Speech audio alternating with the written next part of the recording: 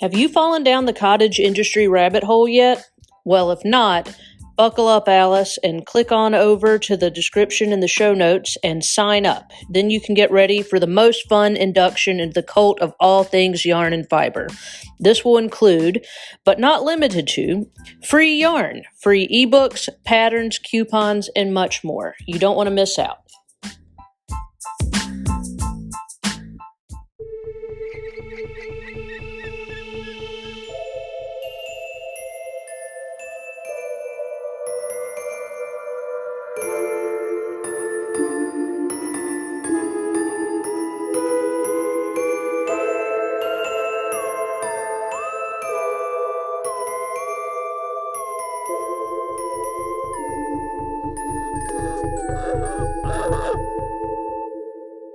You are listening to Crime, Coffee, and Crafts, a podcast featuring two crafty besties who love true crime and a good cup of joe.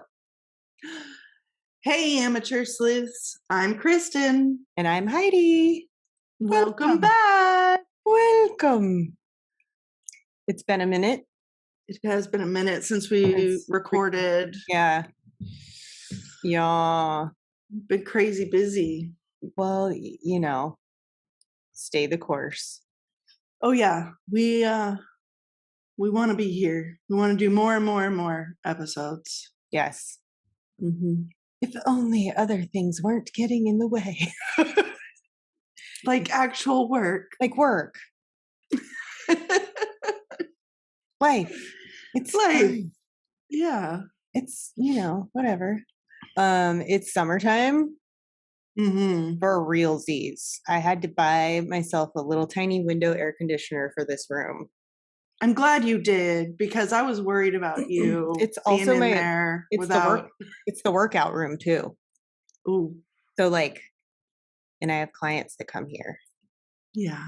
You gotta cool it down. Kind of don't want them passing out while they're working out. No, that would be no bueno. That would be bad. Mm-hmm. Yeah, it's been 95 here with high humidity. Oh, she doesn't just mean high humidity. She means all of the humidity. All of the humidity. We don't have it as August yet. It's not August yet. Well, yeah. So yeah. It's going to get worse. If you're in North Carolina, you know. Yeah. And I'm not talking mountains, Carolina. No. Talking, yeah, closer Atlantic. To the water. Mm-hmm. Mm-hmm. Hot. And moist. Sorry. No, I'm fine with the word. It's just, I can't. Coming from that side of the country, the other side.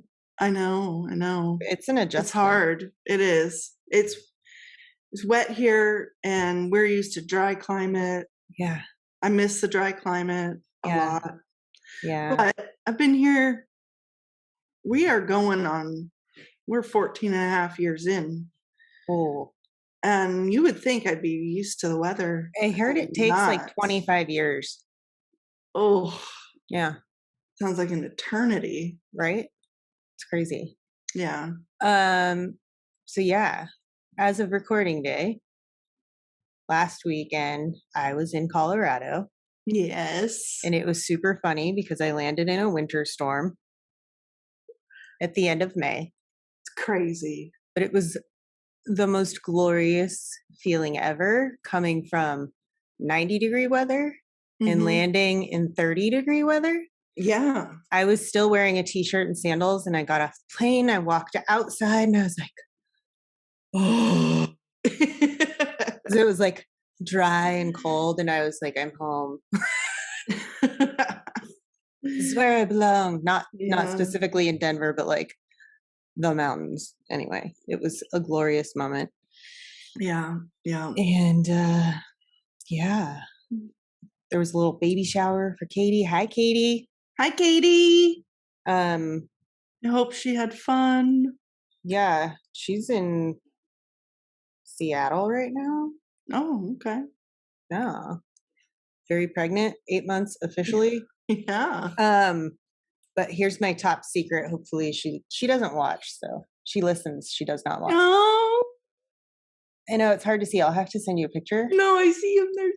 They have- make me cry. They're so cute. Little mismatched buttons. They're so cute and so soft.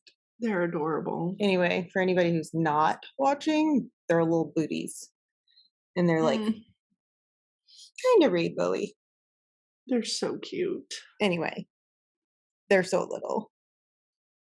Dwight thought they were for Sadie at first. My dog. Yes, Sadie the dog. Hey, you never Anyway. know. Yeah, So I went out of order and showed you my craft before my coffee. But that's okay. while I was in Denver, Katie gifted me coffee beans. Oh, yay! Yay, from Pete's. And it's We love Pete's. It's 100% women produced. Nice. This one. It's the 2022 anniversary blend. Mm-hmm. Dark roast. It's delicious. So I'm super excited. And it is really yummy, as per usual with Pete's. Yes, Highly recommend. we love Pete's. Yeah. And they Dude, they commented back. They commented on our comment on our posts. Dude, I had a moment. Yeah, I was like, oh, Pete's official. Yes, They messaged us. it is awesome. Kristen has the coolest mug ever. Just Mhm. saying. I have a very Ghostface, and it says Ghostface on the back. well, that's awesome. My mug And- is plain. Yeah, which is funny because Heidi is anything but plain. I have like 5 million coffee mugs. It's pale pink.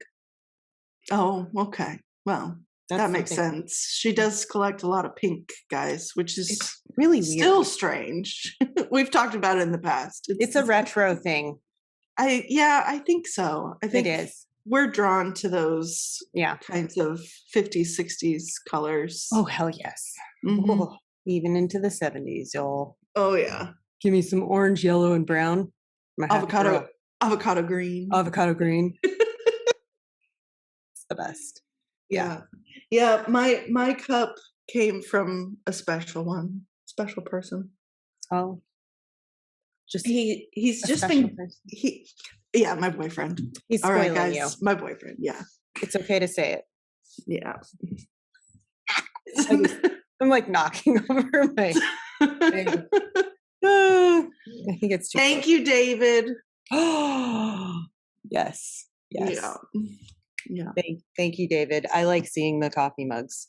They're really It's cool. fun because like he keeps bringing up things that I don't even think about. I'm like, Yeah. oh, I love this. Thank you. Yeah. So, anyways. All right. Shall we? Yep. Are y'all ready for this? Okay. I have been ready. So, covering the Bayou Strangler. Oh, nice. I'm And- excited. Yeah. Trigger warnings. Eek. Sexual Lots of harassment. eek. Yeah, there's a lot of eek in here. Sexual harassment, rape, murder, incest. Eek. Yeah, hopefully I didn't miss anything in the If- trigger warnings. If we did, we apologize ahead of Yeah. time. Just, if This is a heavy case. you're listening to true crime, You know. you know. So Ronald Joseph Dominique, yes, that's a name, hmm was born on January 9th, 1964. It was the 60s in what I'm going to say, Thibodaux, Louisiana. Hopefully I Sounds said about that right. right. I could have said it wrong. It's fine. He's the youngest of 2 children. He was raised in a trailer on the outskirts of town. And his parents were poor laborers, which meant they were basically just living in poverty all the time. Never got ahead, barely making it. Right. If you can even say making it, because they, it was pretty severe.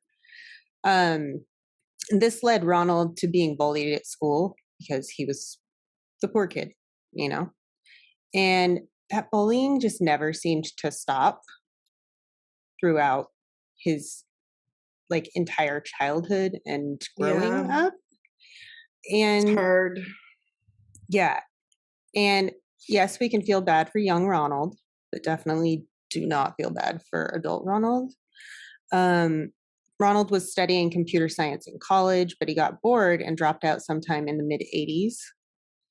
And sometime during his high school or college years, Ronald realized he was gay, but he never admitted it openly.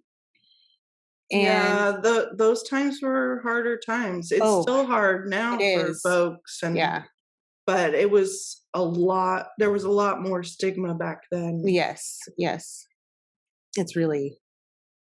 It's sad. I know somebody here who her kid came out and dad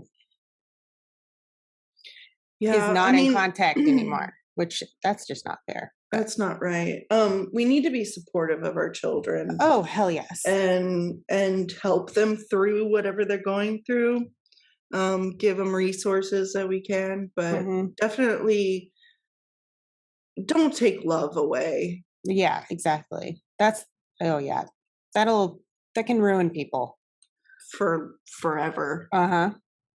So he also seemed to be very introverted, and he just didn't have communication skills. He had very low self-esteem. He was overweight. All of this led to even more bullying. But one night, Ronald was seen at a local gay bar by some of his schoolmates. And the bullying got worse and actually turned into harassment. Just straight up harassment. And a lifetime of bullying doesn't lead to anything good.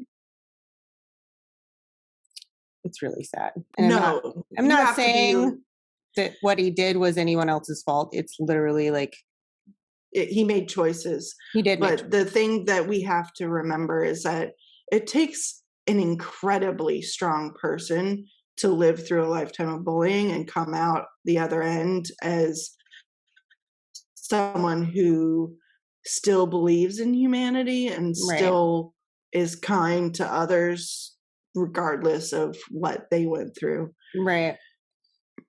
And I want to remind everybody that words can hurt. He never had any friends. His whole life, he never made friends with anyone. Another thing that investigators say may have led to his mental state as a child, as a very young child, and may have formed how he saw relationships maybe should be, or just skewed his vision of how or who or whatever relationships should be. It's kind of fucked up. When he was little, his dad thought his mom was having an affair.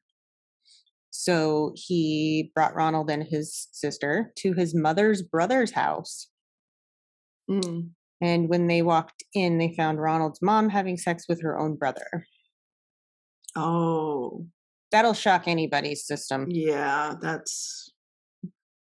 And then... Game of Thrones type stuff. That's exactly what we were saying. Talking about it with Ben last night. Ugh.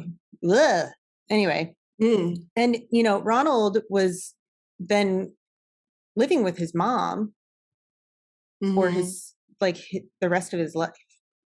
Before he was locked up, he lived with his mom. So I'm just like, what was happening in that house? Right. She's fucking her own brother. Like, yikes. I don't know, man. Yeah, that gives him a whole nother... Yeah, it's very fucked up. So in June of 1985, Ronald was arrested for sexual harassment. He apparently was harassing someone over the phone. Yikes. Oh. Super creepy. And he didn't serve any time for this because the laws are weird. Yeah. And he only had to pay a fine of $75. So at the time, it was just a citable offense. Yeah. Okay. It might still be. I don't know. Louisiana. I have no idea. Yeah. I don't know all their laws. But Ronald had no skills or discipline, which led to him working low-income labor jobs most of the time.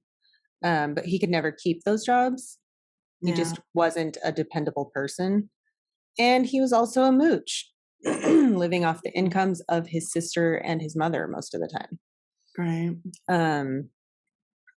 In May of 1994, Ronald was arrested for drunk driving, but the authorities only fined him. Which I'm like, y'all. Well, they do have they did and do have lesser drinking laws down there. That's true. I wonder. Back in the day, there might not have really been much known about drunk driving for, I don't know. Good old boys. Yeah, you know. It's a thing. It still is. Still a thing. So now we're going to fast forward to 1996, August of 1996, when a half-naked teenage boy escaped out of a window of Ronald's trailer. This teen went to the neighbors and said that Ronald had raped him and tried to murder him. Oh. Ronald was quickly arrested and charged. His bail was $100,000. But that's a lot, though. I know, right? Sadly, when this case went to court, the teen couldn't be found, so the case was dismissed. They had no witness. So Ronald was free to roam yet again. And we're going to kind of bounce around a little bit. We're kind of going through almost like a synopsis of his life, minus the murders. Right. We're seeing how he got to those. Sort of. Fast forward again to February 2002. Ronald was at a Mardi Gras festival where he assaulted a woman. Ronald said the woman was driving crazy and had hit a stroller in the parking lot. And he demanded the woman apologize, but after she did, he fucking punched her in the face after she apologized. Wow. It's crazy. So he was initially charged for this, but the case was later dropped because him and the woman had made amends. Interesting. So I think that at this point in time, he may have been openly gay. I'm not sure. Yeah. Really, because there's mixed things going on. Gotcha. He frequented local gay bars, but even within the gay community, Ronald was not accepted. Even when he got into drag and dressed up as Patti LaBelle. He was like a really bad Patti LaBelle, from what I heard. Okay. But he just never made friends. Which I think that comes from his nurturing, because he was not given the skills to, parents show through actions and talking. We teach our kids how to behave around other people, and, come up with common interests to spark a friendship. And it just sounds like he was just left to figure it out, and he just couldn't. I think at this point, though, I think everybody's spidey senses were kicked in, and they could just feel it. Some people just have that creep factor. Some people just, see a person, you're like, ooh. It's really interesting, though, because this guy was totally unassuming. He was, an average, overweight, white dude, chubby face. He didn't have, those scary eyes. Just a regular, pizza delivery guy sometimes. I don't know. Yikes. Yeah. That'd be a scary thought if you had a pizza delivery guy who was actually a serial killer. Anyway, trust your gut. Always. Trust your gut. And that's something to look into for future. I wonder if we had some pizza delivery true crime. Definitely should look into there. I'm sure there is. There's 2 cases I can think of, actually, off the top of my head. All right. So now we're getting to talking about the rapes and murders, but we have to go back a bit to 1997. So Ronald's victims were males between the ages of 16 and 46. Most of them were Black with a slight build. He did have at least one white dude that he killed. Some of them were known drug addicts. Not all of these boys and men were gay either. He would meet them while cruising around town in his truck or out for a walk, hanging out at gay bars, or he would just lure them in with promises of drugs, alcohol, a place to stay, group sex with his non-existent girlfriend or wife. Oh. And he even carried a picture of a girl with him, and I did see somewhere that it may have been a picture of his niece. Not 100%, so don't quote me on. Yeah. And he would show that picture to guys that he knew were straight to lure them in having sex with this girl. Yeah. And when these promises worked, these boys and men would go to Ronald's trailer where he would overpower them, tie them up, rape them, and then strangle them. He's got a whole system. Monstrous. He would then load their nude bodies into the bed of his pickup truck and dump them in remote locations in 6 different local parishes. Yeah, which explains why he was active for so long. Right, because they didn't put it together. Yeah. It's hard to put it together when it's in different areas. You've got different forces working. Especially back then, there was less communication through law enforcement because it was more difficult. Didn't have all the technology we have now. Right. And just keep in mind, he's a totally unassuming guy. He does not look like what you think of serial killers or what we know of serial killers to look like. The Ted Bundys, you know, they're not this guy. Yeah. So Ronald's first confirmed victim was 19-year-old David Mitchell in July of 1997. David had been hitchhiking alone after leaving. It was either a relative's birthday party or a wedding. I've seen conflicting. Yeah. At his grandma's house. So 2 days later, on July 14th, David's body was found near a wooded area in St. Charles Parish in a ditch along a highway. And forensic evidence showed that there was water from the ditch in his lungs. He had no traces. So he was still alive. Yeah. No traces of any trauma. No alcohol, no drugs. Interesting. Yes. So his death was actually initially ruled an accidental drowning. Okay. Which honestly really doesn't make any sense at all. His pants were pulled down to his ankles. Yeah, if you're drowning, you're not going to pull your pants down. Sorry. Yeah. And I don't mean to laugh. But also, the water level was low. And according to David's father, he was an excellent swimmer. So his face had to be mushed into the water. Yes, exactly. That's not an accident. No. In December of 1997, 20-year-old Gary Pierre was the next victim. His body was found fully clothed. Again, no signs of physical trauma and no drugs. It's just crazy to me. Yeah. On July 31st, 1998, Ronald killed a homeless man who struggled with drug addiction. And his name was Larry Ranson. He was 38 years old. And he was the first victim of Ronald's who was subjected to bondage. So, he's just growing his process.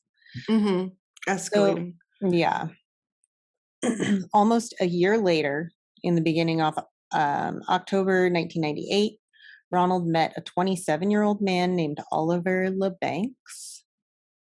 After Ronald was arrested, he claimed that Oliver had offered sexual services to him in exchange for cash. So Ronald had sex with him before he beat and strangled him. And yeah, it gets pretty gnarly. So if anybody's like kind of about a little bit of details. Sorry about it. He disposed of Oliver's body on the outskirts of, I'm gonna screw this one up, Metairie. I don't know. Anyway, which is in Jefferson. Wow, Jefferson. There's my mouth's broken. Jefferson Parish, and his body was found on October 4th. And it was during this autopsy that traces of Ronald's semen was found. So, okay, but it's only 1998. So, yeah. And they're men and not females, so they're less likely to think. Yep. You know. Well, and they're not just men. They are possibly gay, drug addicts, homeless. Most of them are Black. It's all of those factors really played a role. Stigmas against the victims. Yep. Unfortunately. And there's more information that I hope I put in here, but we'll get to it. That really challenges that whole everything. So blah, blah, blah, blah, blah, blah, blah. Where am I? Okay. Relatives and friends of Oliver's said he had only recently become homeless after he lost his job due to drug use. Basically, Ronald just saw these men as easy targets. Yeah, he was picking them off. Yeah. It's just fucked up. Yeah.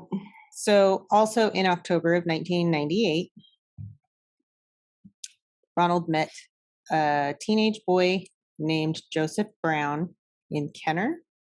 Joseph was only 16 years old. Ronald lured Joseph back to his truck under the guise of selling him some crack. And they shared the crack, and then Ronald beat Joseph over the head with a blunt object before strangling him with a plastic bag.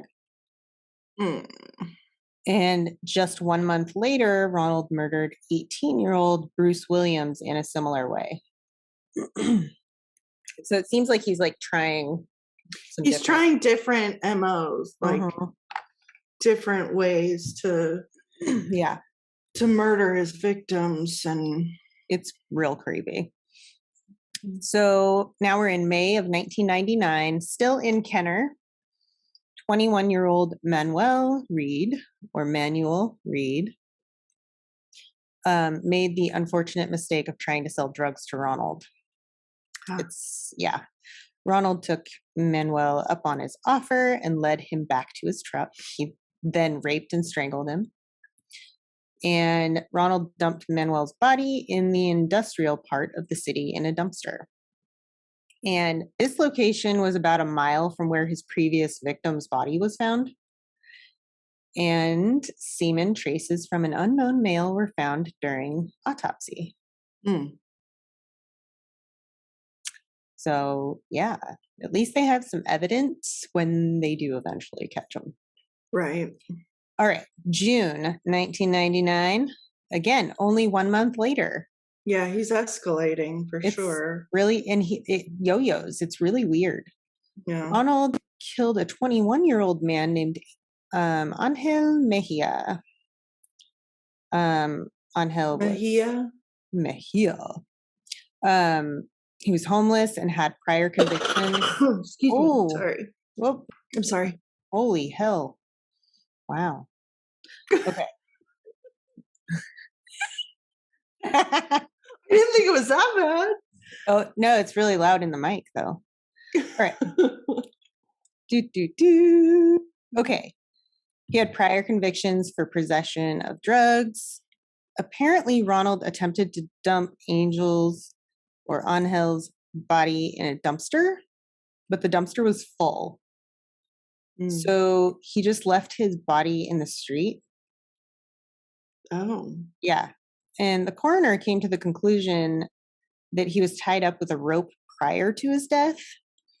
And after finding the body, the investigators who were working the case found that 3 of the victims, including this dude, Angel, Angel, not only knew each other, but they also lived close to one another.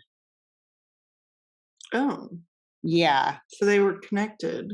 It's pretty crazy. So, yeah. Oof. It's just creepy. Toward the end of August 1999, Ronald met a 34-year-old homeless man named Mitchell Johnson. Mitchell was also an addict, so Ronald offered him drugs in exchange for sexual favors. The two men traveled to a forest outside Metairie. That's our difficult spelling. It's okay. That sounds like a difficult word. It's fine.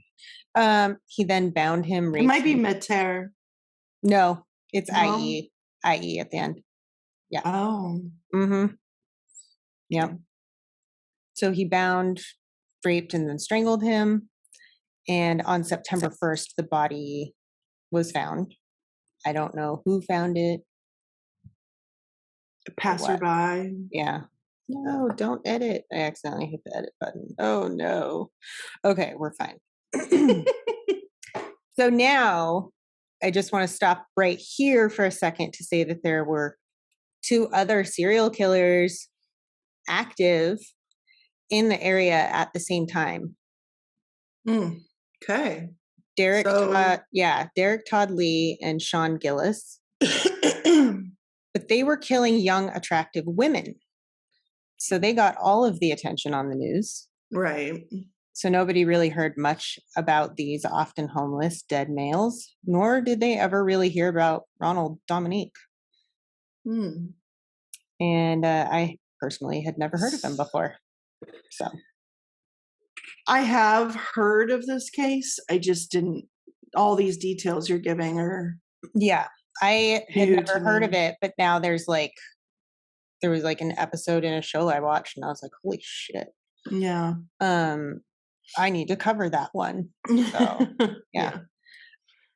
In January 2000, the body of another victim was found dumped on a barbed wire fence in La Fourche, Paris. Parish? Good grief, Heidi. Okay. Words are hard, guys. Words They are hard. I have only had that much coffee so far today. Yeah. I have had a lot. Yeah. So Michael Vincent had been strangled and he had ligature marks on his wrists.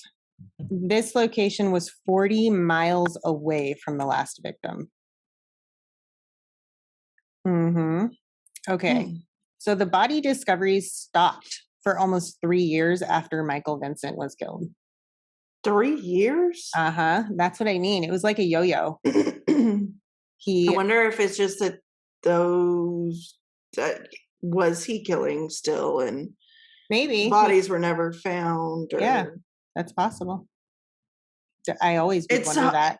I always wonder that when there's a huge gap in between killings because serial killers don't usually just stop. No, and think they about where still he's have at. all of their impulses and needs, and that would drive someone crazy. The only way I think that they ever really truly stop is getting arrested or murdered them, killed themselves. So it just seems far-fetched that there was nothing in those 3 years. Yeah, it's pretty crazy. So in October of 2002, so it's just almost 3 years, not quite. October of 2002, Ronald got close with a 20-year-old known child molester named Kenneth Randolph Jr. Kenneth lived nearby, I think in the same trailer park that he was living in at that time. And Ronald told Kenneth that he had a girl in his trailer who wanted to have sex with Kenneth. So naturally, he, the child molester, went into Ronald's trailer. And Ronald attacked him and murdered him, and then dumped his body in a field outside of the city. And his partially naked remains were found on October 6th. So he had a Dexter moment. Yeah. And that's why I was like, good. I mean, he murdered a child rapist. Well, and that guy, it wasn't just like a one-time thing either. He was 3 times convicted child molester. And already out. Oh yeah. They That's don't crazy. get much time. It's disturbing. So not long after this, on October 12th of 2002, Ronald met Anoka Jones. Anoka was 26 years old. Ronald attacked Anoka, tied him up, raped, and then strangled him to death. Anoka's body was found several hours later under a highway overpass. Now, sometime after he murdered Anoka, but still in 2002, Ronald and his sister moved to the Bayou Blue community. And there is actually a documentary called Bayou Blue, and I have not watched it because I had to pay for it and I didn't want to pay for it. Sorry about it. It's a very rural place. And Ronald found a new job at a power supply where he would travel around and check electricity levels. So this job gave him the freedom to be moving around and scouting his next victim. Yeah. It was around this time that Ronald murdered Detrell Woods. Detrell's severely decomposed body wasn't discovered until May of 2003.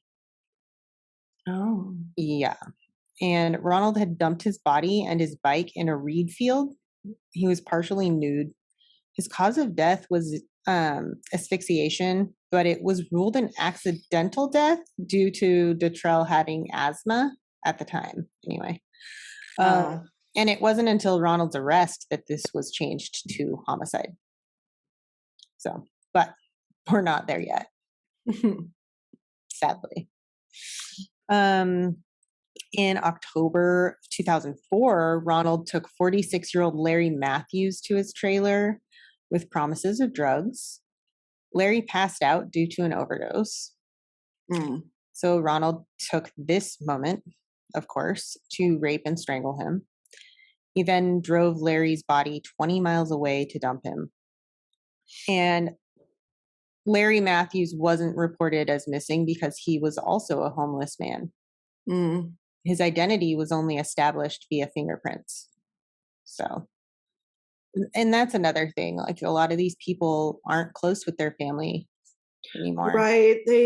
He really picked not all of them, but a lot of them. Necessarily being, in his eyes, probably missed. Right, exactly. For a long time. Yeah. Or ever. Yeah. So it's really sad. Really sad. So blah blah blah blah blah. Okay, so that same month, Ronald murdered his first white victim. I don't know if there were more, but 21-year-old Michael Barnett, and his body was found October 24th. That's the only information that I found on this guy. Yeah. So I wonder why there wasn't more. Yeah, I have no idea. So then in February of 2005, Ronald murdered another man who knew some of his previous victims. Leon Lirette was a homeless man. He knew Anoka Jones and was actually considered a prime suspect in Anoka's murder at that time. Oh. He was the last person to see him alive. Interesting. But instead, his fate was to be murdered by the same man. Yeah, exactly. So just 2 months later, in April of 2005, Ronald met a homeless man named August Watkins. 31-year-old August was lured into Ronald's truck with the promise of a place to stay for the night. Yeah. After Couch surfing can be dangerous, guys. It can be dangerous, for sure. After August entered Ronald's trailer, Ronald gave August some alcohol to drink and then offered him sex with his non-existent female acquaintance. He then tied August up, raped, and strangled him. It was after August's body was found that police started to think that they may have a serial killer on their hands. It's a lot of bodies. Yes. And very spread out. Very spread out. So the murders in these areas all had the same MO. Police recognized that a lot of the victims were missing a shoe or missing both shoes, and they did think that maybe he was keeping shoes as trophies, but they quickly grasped the fact that the killer was just not redressing his victims completely. A lot of them, he wasn't redressing at all. He just left them as trash. Right. So it was at this point that this case was handed over to the FBI because there were just too many similarities. And too much to pull together. And at this point, these murders had been happening for almost 10 years. Yeah. It's a long time. Yeah. So just a few days after Ronald killed August, he killed 23-year-old Kurt Cunningham. And again, I could not find any more information on Kurt. Later on in the summer of 2005, Ronald lured 28-year-old Alonzo Hogan to his trailer under the pretense of having sex with Ronald's female friend. Around this same time, he also lured 17-year-old Wayne Smith with the same story of having sex with his female friend. These two were different from the rest of his victims, though. They had no prior convictions and were not known to even use drugs. So, see, here's the thing that I'm finding during this whole thing. Like, he seems to be figuring out what the want is before meeting with these guys to give them what they probably want. Like, he is observing them long enough to figure out, all right, this one wants drugs, this one wants to sleep with a pretty girl. Right. You know what I mean? Like, they're part of maybe his community. I don't know. Yeah. It's very interesting. So now we're at this point. It's 2005. Do you remember what awful thing happened around this time in Louisiana? Wasn't it the hurricane? Hurricane Katrina hit. Yeah. Devastated everything. Yeah. And you know better than I would know how gnarly it is for law enforcement after something like that happens. Yeah. First responders, like, you're just like, it's just there's too much to take care of. It's a natural disaster is one of the more difficult things for entire communities of first responders, because you are working 24 hours trying to help everyone at the same time.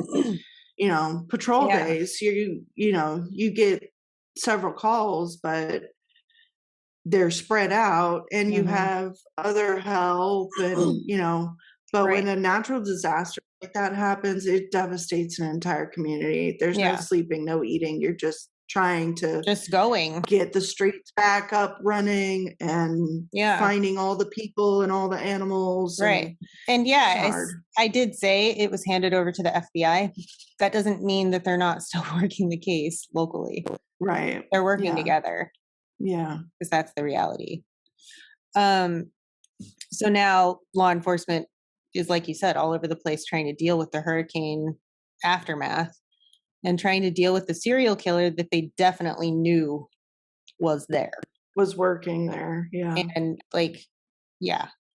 so in September of 2005, Chris DeVille was hitchhiking his way out of the now devastated Louisiana following Hurricane Katrina. Sadly, the 40-year-old man met Ronald Dominique.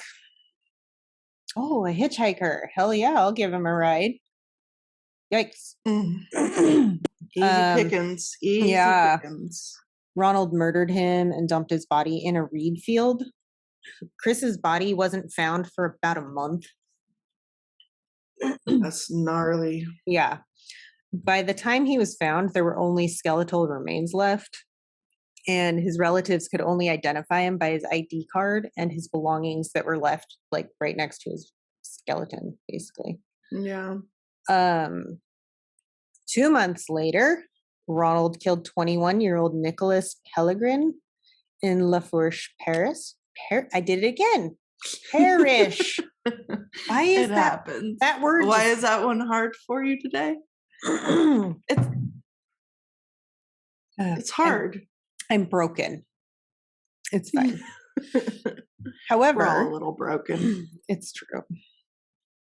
When the authorities were investigating Nicholas's death, they learned that Nicholas had borrowed $400 from a local drug dealer, and he had missed the payment.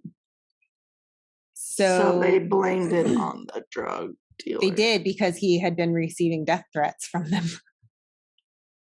Oh, yeah. So his murder was actually attributed to the drug dealers until Ronald was arrested.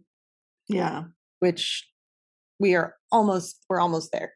This is so sad. There's so many people. I know. It's fucking disturbed. Yeah. Oh, and you have to look at this guy's face. It's really I can't weird. say I'm looking forward to seeing the photos. Look him up. You should look him up right now. Right now. Sorry, guys. There we go. Kristen's going to look up his face. I want to see her reaction. How do you spell his last name? Dominique. Domininique. I got it. Yeah. He just does not. Yeah. Yeah. Now, oftentimes when you look this guy up, he's known as like the morbidly obese serial killer. Right. A lot of things called him that, which like that's fucked up, but like I don't feel bad for him. Okay. Yeah. So Ronald's last confirmed victim. We're there. We are there. Was a man named Christopher Sutterfield. This man was different altogether. They met during the summer of 2006, and the two were actually dating. So, yeah. On October 14th, 2006, the two of them were on a date in Iberville Parish. I said the word. Ronald hit Christopher over the head with a heavy object, knocking him out. After the police found Christopher's body, they interviewed his friends and family, and all of them said the same thing. The last time they saw him was with a man who was driving a black SUV, but none of them could describe the man. Because he was just that average. Because he was just nothing. Yeah, nothing stood out. Mm-hmm. So finally, sometime around mid 2006, now there's a reason we saved this one for last, even though it happened before, technically. Ronald met Ricky Wallace. Ricky also lived in Bayou Blue. Ronald lured Ricky to his trailer with drugs and the old sex with the girlfriend trick. Mm-hmm. But after Ricky entered the trailer, he said that Ronald tried to convince him that his girlfriend or wife had been a victim of abuse, and to make her comfortable, he needed to tie Ricky up. Don't fall for that, people. Yeah. So like, I'm pretty sure that Ricky just noticed there was no woman in the trailer, and he just noped the fuck out. Good. He was like, thank bye. goodness. Yeah. At least he was smart and was like, I'm not falling for this. Yeah. So deuces. Ricky came forward to police in November of 2006 with this story. And Ronald Dominique was already sort of on their radar as a potential suspect. Mm-hmm. Because they had looked at his past and his record, because he did have rape, sexual assault on his record. Yeah. Mm-hmm. Initially, the police didn't really trust Ricky because he had a habit of lying to police and he was a known drug addict. But they went to question Ronald anyway. And while they had Ronald at the station, they asked if he would give a buccal swab. And he agreed. Nice. And authorities had to wait until they had that DNA back. So they put a 24-hour detail on his ass. And they literally had people in cars, on foot, aircraft, the whole thing. They were like, no more. They couldn't let him murder somebody again. So a week later, this was the quickest DNA test ever. The buccal swab came back and said, this man matches semen. Yes. Right? Fucking matched to the semen that had been left on the bodies of Oliver LeBancs and Manuel Reed. They got their arrest warrant, and on December 1st, 2006, the authorities arrived at the homeless shelter that Ronald Dominique had recently moved to. Oh. Yeah. Got out of the trailer? Yeah. They placed him under arrest without any issue. And this guy, you ready for this? When the police went to arrest him, he was walking with a cane and acting like he couldn't walk upright, like he was some feeble. Oh, he was trying to guy. play off like he's Yeah. disabled. But like, he was totally putting on a show, because like you can't overpower somebody, murder them, and then drag their dead body or If carry their you're dead body. Not able to walk upright. And oftentimes Yeah. long distances. Like, no, I don't think so, dude. I've never dragged a dead body, but I think we all know that's actually like really fucking hard to do. So Yeah. Yeah. Anyway, after he was in custody, he told the police he had moved out of his sister's property so he didn't inconvenience her with his impending arrest. Because he knew. Oh, he fucking knew. Yeah. Yeah. So the police took him to the station, and Ronald said he wanted to cooperate with them. And he confessed to 23 murders and gave full descriptions of the events, which is how I had some descriptions. Right. Apparently. Details that he only shared with the officers at that time. Yeah. Ronald Dominique was charged, but he refused to admit any guilt after that. Yeah, I mean, you're always going to go not guilty or whatever. Yeah. Because you want to try and get off with something, but. Yeah, he stated that most of his victims had agreed to the ways he treated them, mostly due to their addictions, etc. I mean, I would believe that they went in the trailer willingly or in the vehicle willingly, but that's different than getting tied up, raped, and murdered. Correct. I don't think any one of them was into that. Yeah. He also said that if a victim didn't agree to be tied up, he would just let them go. Bullshit. The one did leave. Yeah. Ronald claimed that the only reason he murdered his victims was to get rid of any witnesses, because he didn't want to go back to prison like he did for that first assault. So you made choices, dude.